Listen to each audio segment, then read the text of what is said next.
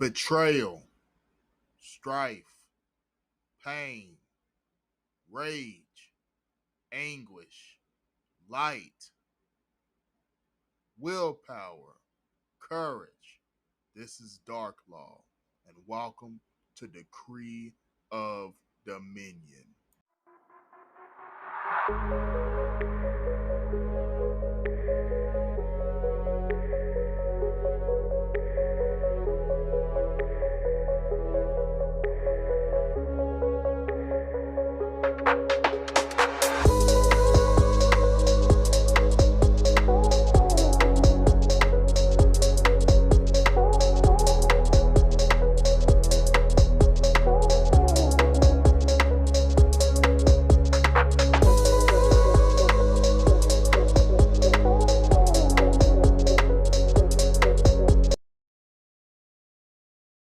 Good afternoon, good afternoon, good afternoon. Welcome to the Decree of Dominion podcast with your host, Dominion, and welcome to episode 16 of the Darklaw Dominion Mental Health Series.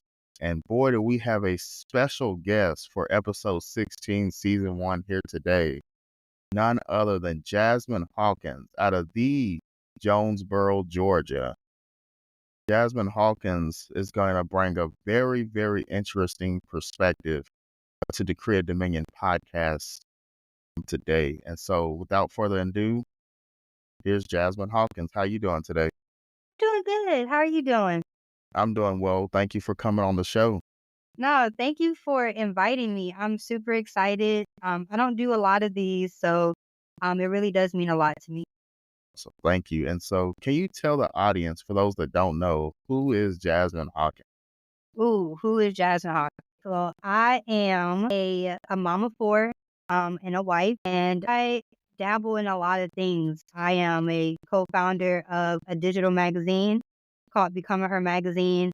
I'm also an author at Hawkins Divine Print, and I also have my own publishing agency called Golden Step Publishing. And I mean, I'm just a person out here trying to figure out my footing. So yeah, that's a little bit about me. Awesome, awesome. And so as I start with every episode, as you all view and listen to today's episode, everything's not going to resonate. Always challenge all the viewers to take just one thing as we speak and as Jasmine shares her testimony and her personal journey. Take one thing that resonates with you that you can apply daily to your life to, again, decree the dominion of your own mind to reveal the true light that shines. So buckle up, fasten your seatbelts. Welcome again to the mental health series. And so the first question I have for you, can you tell us how you were raised and how your childhood was? How was I raised? Well, I was always in the church. I wouldn't say necessarily in the church. My mom was a Jehovah's Witness, and my mom really didn't get into the belief until I was like, I think I was like 5. It was like right before we moved to Georgia. Everything kind of changed. Like there was no more Christmas, no more Halloween, no more Easter. It was a complete change. And I never fully understood why. Like I would ask the question, it wasn't really answered. So I grew up with a lot of confusion and a lot of questions. I had a lot of, self-hate. I couldn't stand being dark skinned. I don't know where that really came from, but like to me, I had a great childhood, but it was a lot of battles internally, if that makes sense. And I was just growing up pretty fast, trying to, become an adult so I can be on my own. So I could figure out life because I had so many questions. So I'm glad you said that because a lot of people, we go through life and we don't identify that self-hate or even know that we're have that spirit of rejection or, that spirit of self-hate. And so I love that you mentioned that early on, that you were able to at least acknowledge that. And I encourage the audience, the first step to kind of searching for those answers and growing through your walk is first acknowledging that, something is amiss.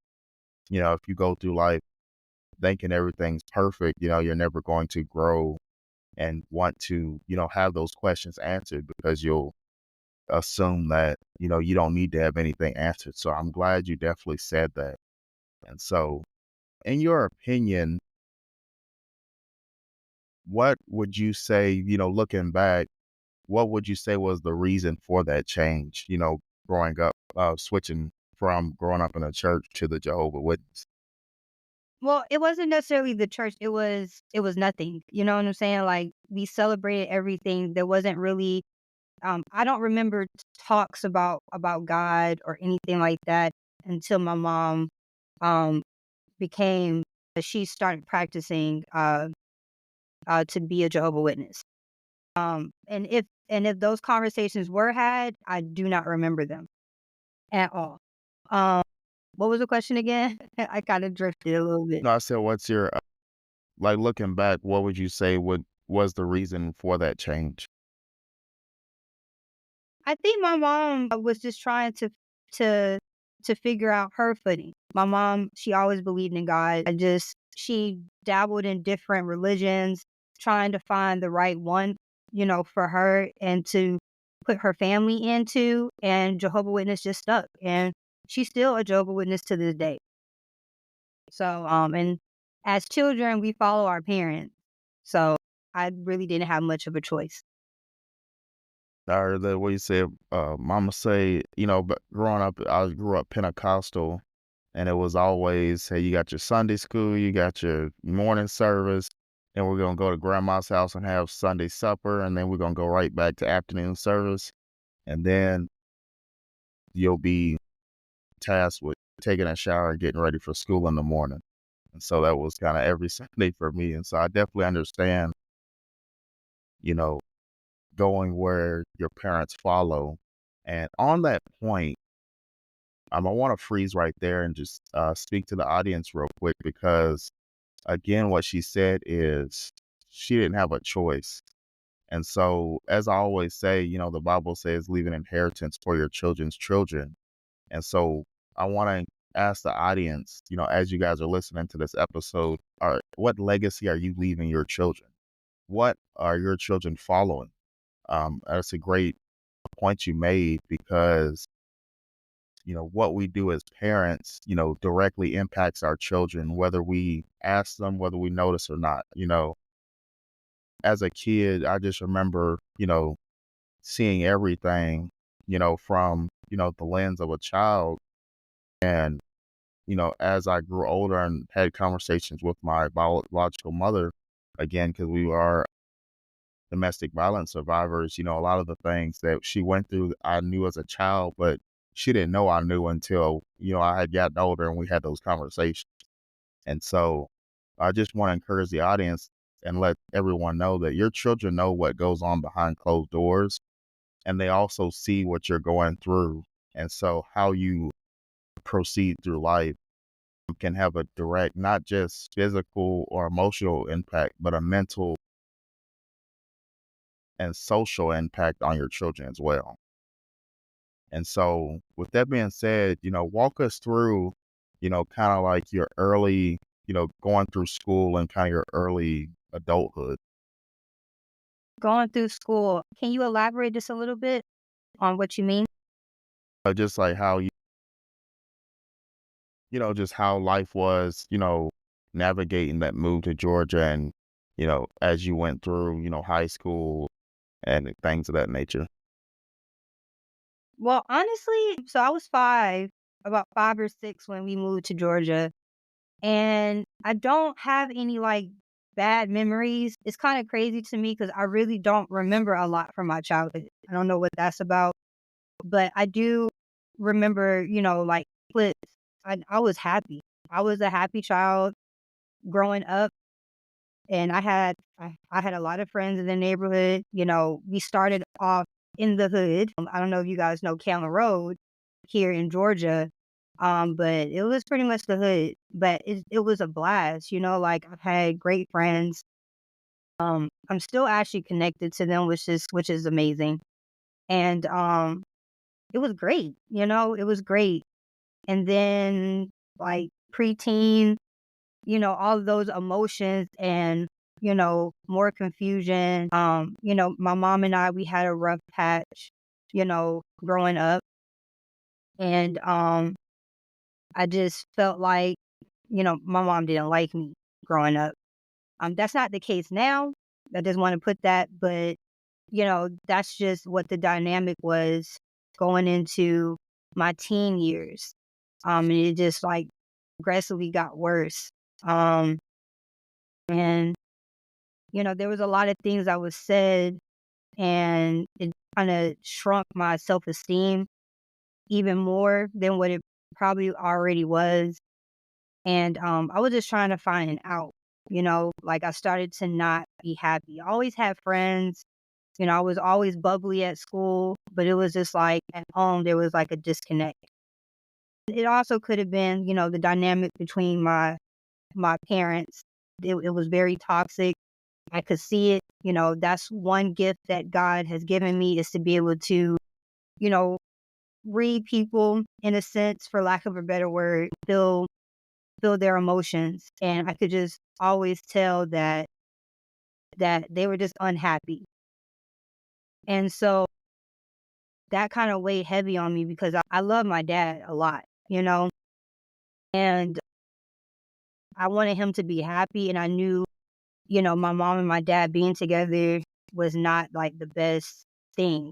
And so when my mom finally decided to, part ways, I was actually happy. Like my siblings, they were not happy. They were sad and stuff like that. But I was like, it's about time. And when my mom actually came to me, she came to me before she went to my dad. And she told me what was going to happen. I literally told her, it's about time. I'm glad that you guys are doing this. And that kind of speaks volume as a child, I don't think any child should feel like that, but that's just what it was. And it just wasn't great. And so I ended up moving in with my grandparents second semester of high school, and I was happy. I was happy. I felt like I had the lifestyle that I envisioned for myself, stability in a sense. And that's when I found my husband in high school, when I was living at my grandparents' house. I love you said that because, again, just like what we were speaking on is, how you live your life, your children are a direct reflection of that. And um, I hope you guys heard what she just said. She said, growing up as a child, seeing the toxicity of her parents, again, your children see that. And, just looking back, as we're, both grown and have children, once you have children of your own, you can kind of see, imagine, I want to paint a picture for the audience, imagine, going to your child and saying, hey, me and your mom or dad are about to, get a divorce, and them saying, it's about time. You know, think about the shock factor of that. A lot of times, especially, in church, in the Black household especially, everything's, behind closed doors. We when we go to church, we smile, we hold hands, white picket fence, have Sunday dinner. Nobody knows what's going on. Life's good, marriage is good. But again, behind those closed doors, there's this, it's not always as, and brute force as putting hands on each other, but it's the little things that children notice. It's the doesn't even have to be cussing. It could just be the belittling. It could just be the facial expressions, the demeanor, the emotion, the attitude, the arguments, the back and forth, the bickering, why is daddy sleeping on the couch? Or, why is, my mom got her headphones on and not talking to us? Or, you know, why she got an attitude when I asked her to help me with my homework. It's just little things like that, that progressively, gets bigger, as a child grows in that household, in that environment.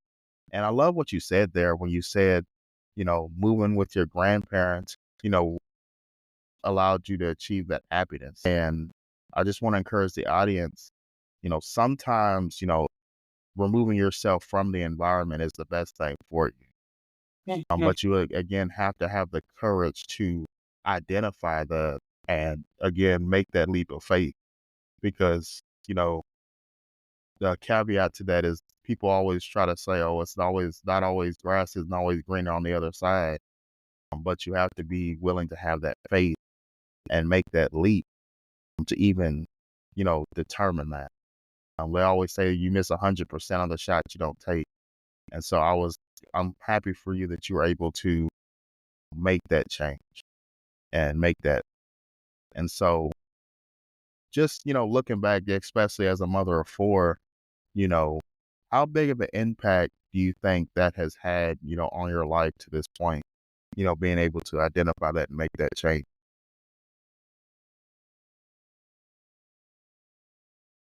Think that it allowed me to clearly see that when I make goals, they happen, and that I'm not willing to stay where I'm not happy. And that's something that I have instilled in my kids is that if something's not making you happy, address it. And if it's continuing to not make you happy, you have a choice to leave. When it came to me leaving my parents' home to go live with my grandparents, I literally couldn't tell you how I managed to make that happen. I'm actually surprised that it even happened because, like, I didn't even remember the conversation. But as I've gotten older, my mom has told me, like, you came to me and you gave me a good, solid reason that your brother was, not allowing you to be able to study and do your schoolwork efficiently and living with your grandparents was the best option. I don't even remember saying that. And so I'm not saying that I didn't say it, but God works in mysterious ways, and even though that was a lie, it got me out of that situation. And I'm not teaching my kids how to lie, but it's like I want my kids to be happy. Like I don't want them to ever have to experience the things that I went through. Even though they did for a little while, my marriage wasn't really great in the beginning. And so, but I fought to make sure that my kids grew up healthy, you know. I made sure that I grew up. My mentality grew. I helped my husband to get to the point where he's at so that we could have this healthy, stable marriage for our kids. You know, I didn't want to force religion on my kids at all. Before I got pregnant, I told my husband, I was like, I don't want, let them choose, because I felt like I didn't have a choice growing up. And so I didn't want that for my kids. And I feel like I missed an opportunity there. So now, like now that I'm in the faith, I'm working overtime to make sure that they have the knowledge, even while I'm still learning. I'm still new. I'm like maybe a year in, if that. And so yeah, it's been an interesting ride to say the least. But during this stage has been just about finding myself, like and learning myself and growing. Because I had to grow up so fast. I started having kids at 18. Had my first child when I was 19. And I didn't really have a chance to navigate life like most people do.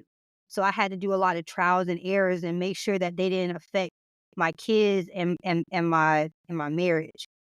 Like that was always in the back of my mind. So, you know, I hope they answered your question. No, awesome. I love it. I love it. And again, what she's saying is she had one word I want to say to the audience, and that's resiliency. Again, there's going to be good times and hard times, but, you know, especially as you're developing a healthy marriage, it's not always going to be peaches and cream and sunshine and rainbows, but, you know, like they say, when you're at the altar, the richer for poor, better or worse, are you going to, look at yourself if you have a spouse, or maybe you have a fiance, or maybe you're dating someone that you're interested in marrying.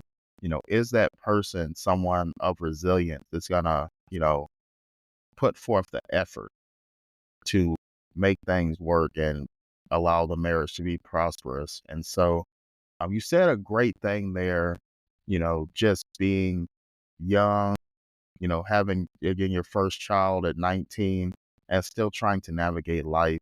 And I know you just said again you had just got back in the faith, it's been a year. And so can you walk through, your journey, before then, and how you got back into the faith, and, just your journey, as a mother and wife being so young? Ooh, yeah. So, I just want to put this out there. Being a '90s baby, right? We pretty much, for just the average people, we were raised up on Disney Channel. You know, Harry Potter, all of those mystical and magical TV shows and books and all that stuff. Charmed was my favorite movie. I named my two daughters. Well, I named my one of my daughters after one of the witches, Phoebe, and then the Mary Kate and Ashley Double Troll and Trouble. The movie was my favorite. Name my other daughter Sophia from that, and yeah, like magic and witchcraft and stuff was just engraved in my childhood for as long as I could remember. And I could remember me always saying like, man, like I could have powers like that. I wish I could, you know, be a witch and do all of these things until COVID happened and I got sat down and like everybody else in the world. And then Clubhouse came into the picture and it opened up a gateway that I don't think I would have ever tapped into if it, and not blaming Clubhouse for any of that, just disclaimer. But I was heavy on the app when it first came out because it was new, and everybody was trying to get in. Like you had to get a request, like somebody had to give you a pass to be able to, like it was exclusive. And so when I finally got in, I came across these spiritual groups and came across all of these witches and stuff. And I spent like the next like year just engulfed in the app, sun up to sundown for months. I was on that.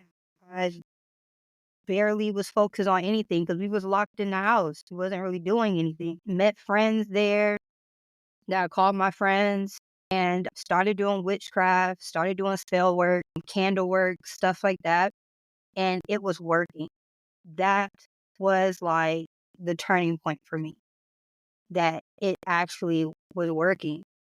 And it turned from being just a TV show, just a movie, just something that you read, to something that was actually in the physical and that I was actually doing. And so I started buying the books and trying to like perfect the craft. And then one day I looked at myself because I had been in the Clubhouse room for months and I had came across this group, this lady, and I had been in her room like multiple times trying to get a reading from her, but she wouldn't call me up. And the third time, and that should have been a sign for me, but the third time of me raising my hand, trying to get pulled up to get a reading, she pulls me up and, excuse me, and she does a reading. And my husband had just lost his grandfather. I was very close to his grandparents, and the reading was about that. And I didn't get a chance to see my husband's grandfather before he left. I wasn't allowed to. My in-laws blocked me from being able to say my goodbyes. And so that weighed heavy on me, and I was grieving really, really bad. And I'm not gonna get emotional on here. But she did the reading and like it did something for me.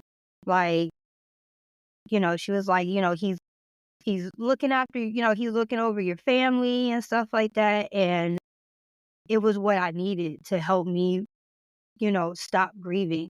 And I also had just lost my aunt as well. It was like a back-to-back type thing. And so that was it for me. Like, I was in her room almost every night. It moved from Clubhouse to the to phones, and we was doing FaceTime. And then she did something weird where she was like, "Y'all always have to have y'all cameras on the phone." And I felt like that was weird because I'm like, "What is she doing?" I'm still learning all of this stuff, right? And then she stole money from me. She was supposed to have a class. I paid for the class. It never happened. Excuse after excuse after excuse. And that was my breaking point because the one thing I don't play about is my money. So that'll get me that'll get me out of anything. And so I started replaying back a lot of the conversations and stuff like that. And I'm like, something's weird. I'm talking to the other ladies that was in the group with me. And I'm like, something's wrong. Like, I feel like she's like an energy vampire. She's been sucking our energy or whatever. I kid you not. I looked at myself. I was driving somewhere, got home, pulled the visor down to look at myself, and I looked grayed and like a skeleton. I had never seen myself look like that. I looked like I had been like, how like you see in the movies, like it was one of the Harry Potter movies, and like they just look like sunken in. Yeah, kind of like the Mortal Kombat with the Shang Tsung, like I'll Yeah. take your soul type thing, and they Yes, turn to dust. yes, yes, like that. And I was like, whoa, what is this? And so stopped talking. I stopped talking to her. I cut her off.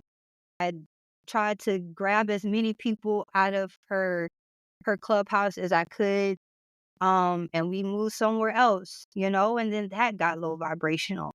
It was just like, what is this? Like, this is not what I signed up for. I'm not a very cliquish person. Whenever I have joined groups, it just never, it's always catty or whatever the case is, controlling, all that. I don't do stuff like that. So I left that group. And then I just started talking to these two ladies. And then they were telling me about this other group or this guy. And he was super powerful and all this stuff. I got like this one reading where like I sat in the dark in my office, turned the heater up, and it was like I could literally feel her there. And she was telling me about all of these things, like, that she was seeing being inside of wherever she was, my aura, whatever she was in. And then she was like, I have to leave.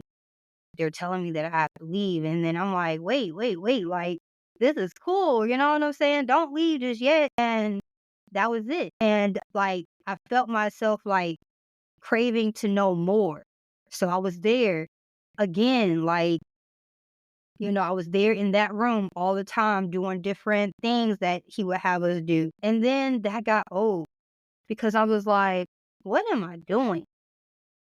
I had an altar in my office. I even had my kids feeding the altar, and then one day my daughter was in my office with me. And I looked at her and I was like, I think it's time for me to start teaching you to do magic and stuff like that. And she gave me this crazy look. And she was like, if that's what you want. And I was like, what? Do you not want to do this? And she was like, I mean, if that's what you want, I mean, and I'm like, okay, well, we'll put a pin in that. You go upstairs and go do something else. I don't know what I told her. And then when I was by myself, I always had a belief in God. I never not believed in God. And so I was like, God, if this is not what I'm supposed to be doing, like, just show me. Like, I don't ever want to put my kids at risk. Like, nope. It's two things I don't play about is my kids and my husband.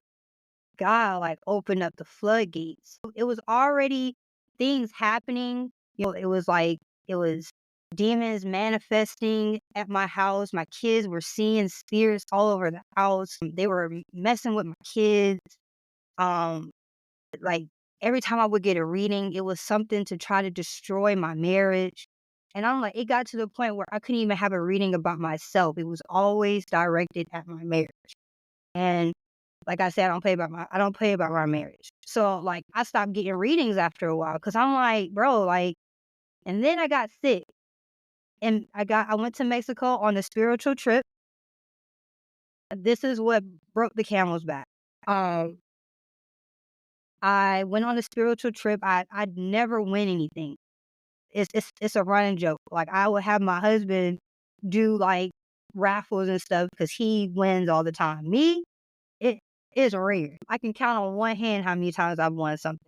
I won the trip, a free trip. All I had to do was pay for my tickets to go to Cancun, Mexico. Now I had already been to Mexico.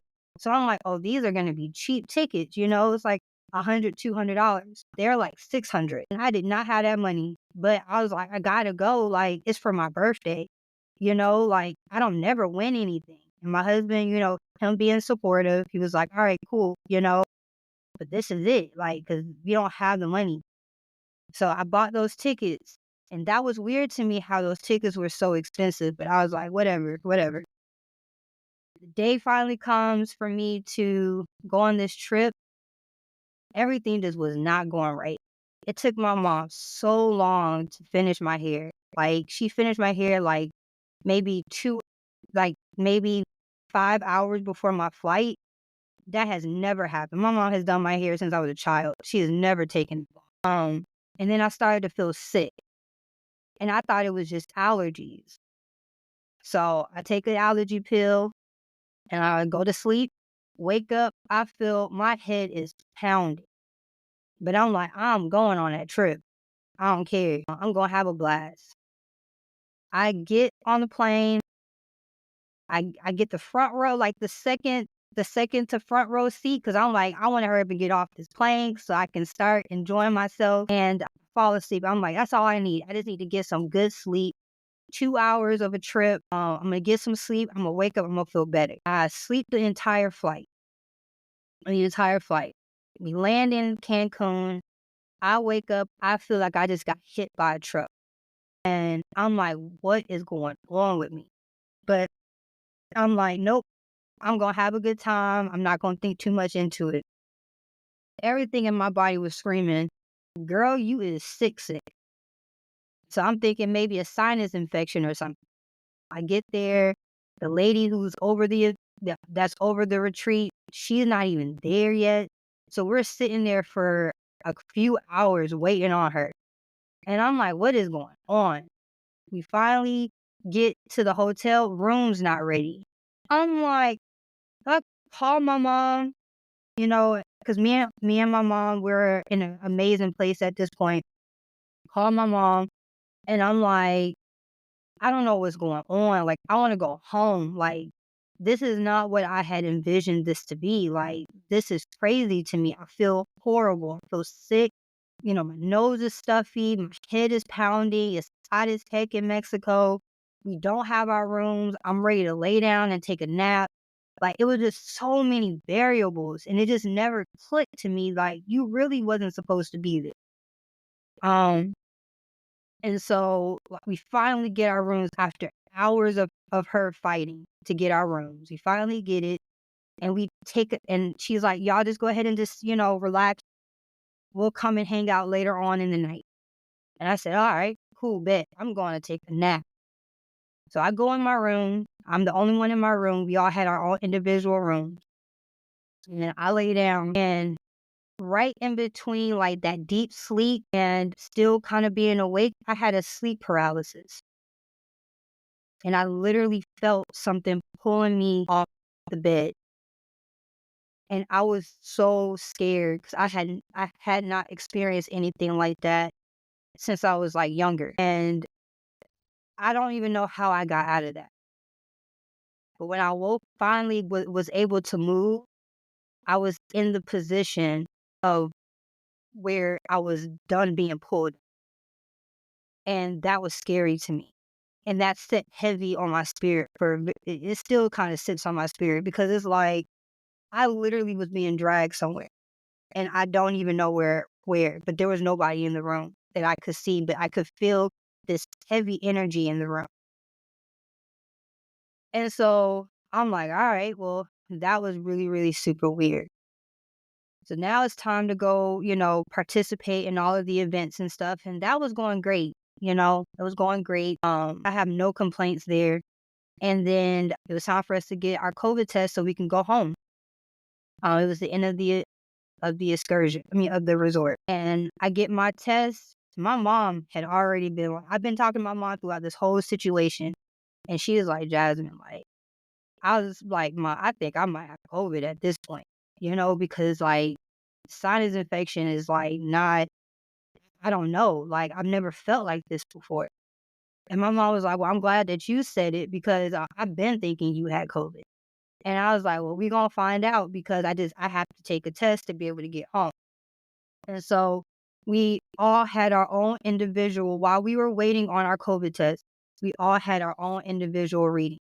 And I think I was the last one to get the reading. And so the reading was going great. And then all of a sudden it became your husband is cheating on you. And he's cheating on you with this person, and things was adding up because it was like, well, that number is in his phone, but it wasn't a number that he had ever called. And I knew this. If there's one thing my husband never, like, he's a homebody. He goes to work, he comes home. I know exactly where he is from point A to point B. And so I'm pacing around the room and I'm like, I'm on vacation, like the spirits are telling you this stuff while I'm on vacation.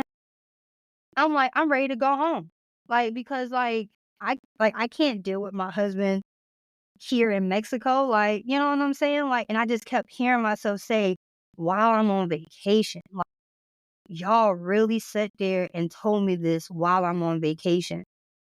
And so we were supposed to have a moon manifestation. I was like, I'm not doing none of it.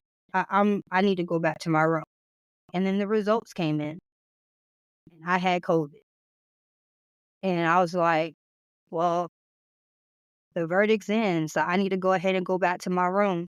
And they're like, no, no, no, no. Come, it's fine. We've been around you this whole time. Like, you know what I'm saying? Like, I'm not gonna catch COVID. So y'all just stay and be a part of the session. To this day, that felt weird to me. Like my life was probably in danger.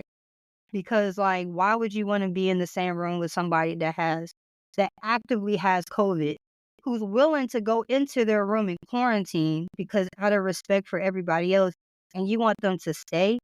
That's weird to me, you know? And so, I was like, "I'm out." I went to my room. Even though they kept fighting me to stay, I went back to my room, and I spoke to my husband. We're arguing, going back and forth, and he's like, "Jasmine, like, what is going on?" You know what I'm saying? Like, you really about to let these people ruin our marriage over something that you know is not true. Like, that kind of reeled me back in. I'm really about to let these strangers and these spirits do all of this on top of what happened with my daughter. And so when I got back, I was done. I was done with all of it. I was done with everything. God just started like flooding in all the information about how he detested witchcraft.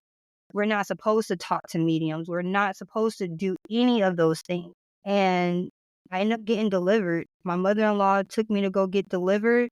And that was a situation in itself.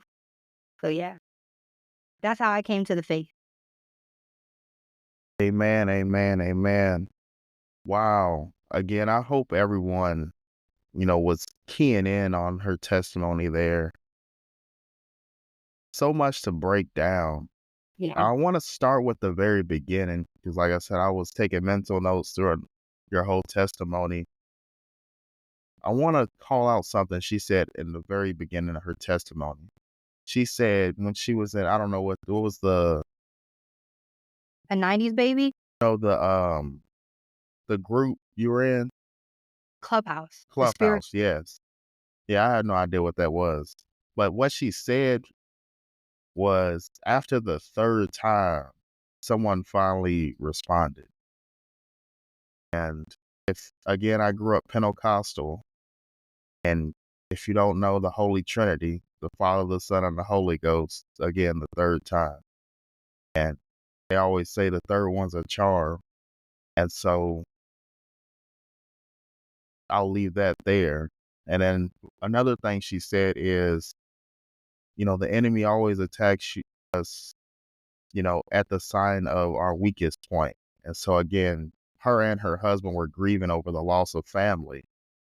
And that's when the enemy, you know, tries to attack you at your weakest moment. And I just want to encourage, I know there's somebody on here, maybe you are in witchcraft right now, or maybe you thought about it, or maybe kind of still in that state of limbo. I encourage you just to speak to God yourself. Speak to God yourself, and again, let him shine the light on, there's an old song I used to sing in church. My grandma still remember her voice. She's still alive. She still sings it, and she would say, "Order my steps in your word." So speak to God directly to order your step.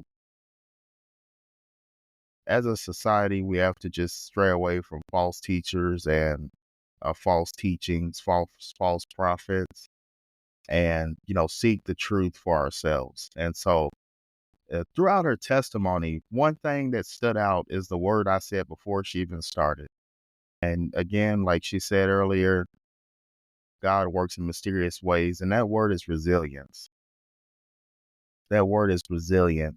And what I mean by that is even going through all of that and practicing all the spells and the rituals, she knew the truth throughout the whole thing. She knew her husband wasn't cheating because, again, like she said, he's a homebody. You know, they probably share a location, or like, hey, I'm here, or I'm going out to eat, or, with my buddies. There's always like communication. And so I encourage all the audience, to stay tight knit with the family. That's one thing the enemy wants to break up is marriage, especially a happy marriage, a healthy marriage. And, like she was speaking through her testimony, the enemy trying to tell her that leave him, the goal of the enemy is to divide and conquer. Again, to separate, from the house, because once you separate from the husband, next is trying to get the kids to turn on you and separate, the children. And then once you're all alone, then that leaves you wide open for more attacks. And so I encourage each and every one of you listening and viewing this episode 16 to understand, where you are in life and seek higher counsel and seek the highest counsel, which is Christ. And so, again, I just want everyone to be encouraged. And again, take one thing from her testimony to apply daily to your life. Just take one thing, start applying it, as soon as possible. Have resilience, seek higher counsel for yourself. And if you get that, use your intuition, right? If you get that bad feeling or things aren't going right, challenge it. One thing she said is she was like, no, I'm going to my room. This don't sound right. I'm going to my room. And have conviction in your words when you're dealing with the enemy and when you're dealing with others in general. They're like, no, please stay. We're good. You're good. Stay. Have conviction and put your foot down and, be convicted in what you're saying, know your own truth, and again, it's going to take time, she's not a finished product, we're all sinners, we're all human, we're all on a walk, some type of walk, regardless of where you're at. Run your own race. Again, we're in the infinite game of life. And so with that being said, just very honored again to have you again as a guest. Can you share any last minute tips, motivation, anything with the audience, and then also let them know, kind of how you've been redeemed at this point, and then where they can find you as well. I think the biggest takeaway from everything that I went through is that, like you stated, I was being I had conviction throughout the entire process. I just didn't know what that was, until I started coming into the faith.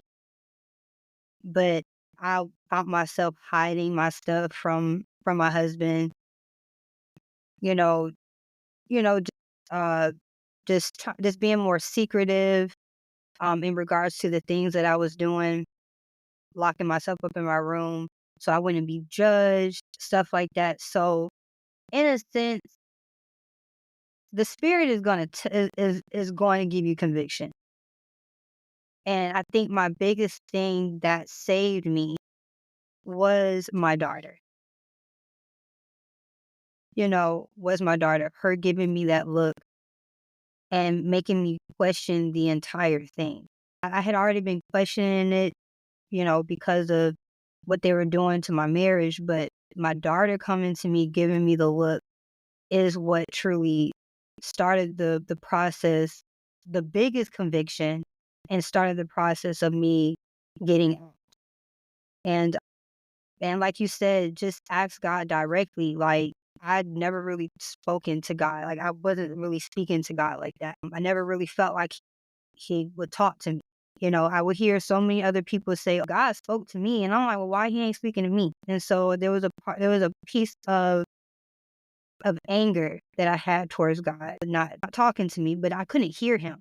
And so when I sat down and I came to him vulnerable and with an open heart, and I just asked, like, is this what I'm supposed to be doing? And if not, show me, like, I want to know. And he showed me. And so I feel like I know that he would do the same. You just have to ask. You have to come to him and just simply just ask the question and let him show you. Have faith that he will show you. He used TikTok. He used books. He used people. He will use whatever he feels will reach you. But you just have to come to him and ask. I mean, that's all that he's ever wanted from us. And so that's my biggest takeaway is don't be afraid to just ask. We do that for our parents. If we need help, we ask them. So why can't we do the same and give God, a chance to show us? And what was the other thing that you wanted me to do? Oh no, just a little bit about how they can find you.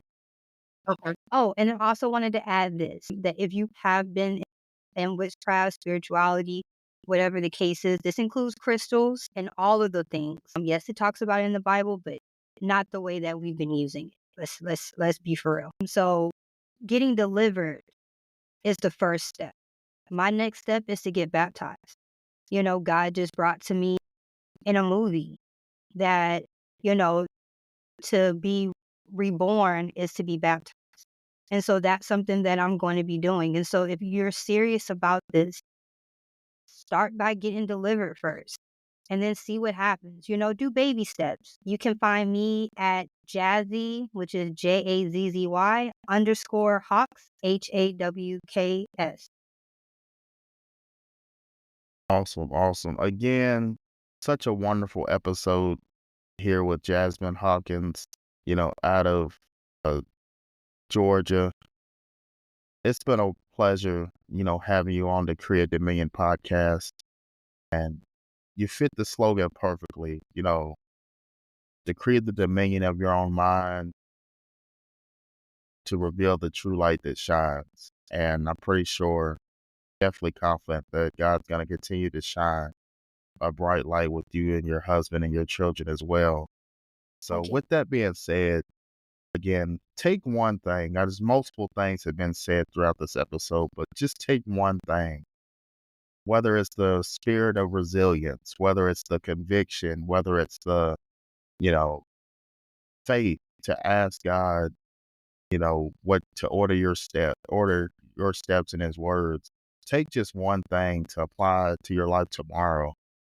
Apply applicable steps as soon as possible. And again, like she said, take baby steps. You're not gonna, take a 100-foot leap and just be, super Christian, right? Or, you're not gonna be, we walk in his image, but again, we're all human. So you're not gonna be Jesus, tomorrow. So, show yourself some grace. I encourage everyone to show yourself some grace, on your walk. And like she said, if maybe you're full all into witchcraft, maybe you're a high ranking warlock, or maybe you just thought crystals were cool. Again, seek the highest counsel. Don't just ask your parents, like we were saying, ask your father, the father, for ultimate guidance. And so with that being said, this has been wonderful having you, Mrs. Hawkins, on the platform. Again, hope everyone has a wonderful, blessed night and the rest of their day. And until next time on Decree of Dominion, this has been Dominion and Jasmine Hawkins out of Georgia. Hope you have a good one. Thank you.